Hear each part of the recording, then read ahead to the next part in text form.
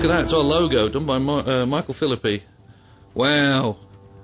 Gosh knows what is going on. I like the way they always do the charges towards you. So this is a different podcast than usual. It's actually our emergency podcast. We were supposed to do a completely different one, but then Jeff Hickman decided to go to China, and so we brought this one out and released it early.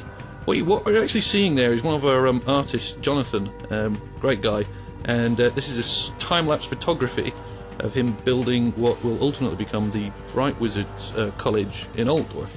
And we thought it was really, really neat, and we thought, gosh, we should let people see that, actually see the work in progress and the action, how cool it was. There's one drawback, which is when you get about 1 minute 20 seconds into it, you go, does it actually do anything else, this? Or is he really just going to paint that entire tower? So our wonderful evil marketing department said, well, what we need to do is we need to get everyone who's involved in the process and get them into a room. We'll do like a director's commentary so that we can, comment and people can get insights on it. So we organised it, and I'm the only person who turned up. So that's laughing from the sound. So the entire director's commentary comprises of me filling in for the bits where I pretend I'm an artist and pretend I'm the art director, and the guy's putting this. It's quite nice, isn't it? Putting this together. So what this is one of the key features of Altdorf. Now, Altdorf's one of our big cities, the Empire City. It's absolutely immense and cool, obviously. And when we're putting it together, what you find on these projects is these people called development directors, known as bureaucratic adults and parents, people who are paid money to say, no, you can't do that, tell you how you can build these wondrous things so that it doesn't cost $1 gajillion and take 28 years. And by the time they'd finished going through the policy, they had managed to not have the College of Bright Wizardry in, mostly because it was going to be too big and it was going to take too long to build, and did we really, really need it? And so as creative director, I was pushed into a room and I was told to argue with them. And I tried to explain it like this. I said, Altdorf is like Paris. If you were to try and to make a model of Paris, what you could do is you could go out and get loads of little boxes, and you could put them on the floor and go, they're basically the houses of Paris, and you could basically get a roll of toilet paper and you could roll it out and say that's basically a road in Paris, and then you'd have an inflatable model of the Eiffel Tower and you would stick it on the ground, at which point you could bring in almost anyone in the world and show them and say, what city is that? And they would look at it and go, it's Paris. How do you know that? Well, there's an Eiffel Tower. And you go, that's what I'm talking about. What is Altdorf? It's the College of Bright Wizardry. It's like Altdorf's Eiffel Tower. So we've got to have it.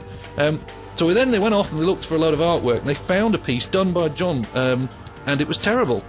It was an awful piece of artwork because Jonathan had to knock it out in like 10 minutes and did it all in straight lines with some grey background. It was done really early on and had been chucked in a folder.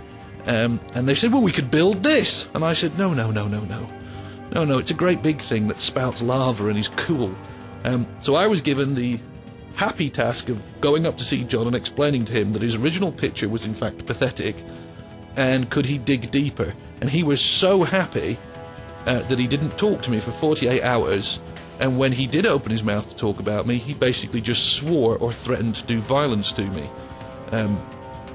And then he sat down, and what I always like to think is if you go back to the beginning of this and you see all that really quick bit where he paints really quickly, I imagine that Jonathan was just running through his head vicious swear words and stabbing actions with his stylus, and imagining that he was poking it into my skull and going, I don't like him. In fact, I can do my painted John impression. I don't like a guy, and then he made me redraw it, and then it was cool, and I don't want to draw it again, and I hate him, and I'm going to draw really hard, and he sort of talks like that.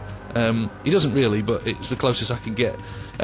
So John went off and redrew it, and I think the tower he's drawn is absolutely spectacular. I mean, it's tremendous. It's a shame you can't see the original one, because the difference between what he originally drew and this one is so great that even though I had to go through 48 hours of effectively not meeting him in a car park for fear of having my arms broken, he's done something that I think he could be truly proud of. So he shipped it off to Games Workshop, and it's a good example of what we have to do with the IP, because the tower itself looks it's never particularly been drawn. No one really knows what it looks like, and there was all these sort of things that it's supposed to have, and we said, this is what we've done. And Games Workshop had a good look at it, and it went up to the highest powers, and they came back and they said, that's fantastic, which it is. Not bad, eh? Go back and watch it again.